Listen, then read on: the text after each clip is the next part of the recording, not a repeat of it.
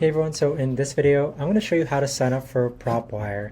So Propwire is basically a free property data for a bunch of different consumers and individuals, real estate investors, you got mortgage brokers, agents, even wholesalers as well.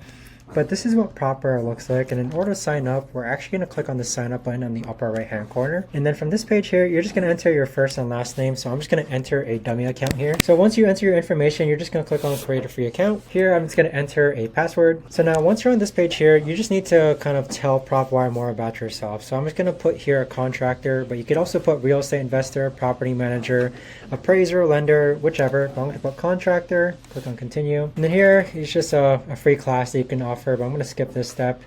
And then I highly recommend that you actually watch the Propwire demo video just because it's going to provide you with a lot of information and such. But that is essentially how to actually sign up with Propwire.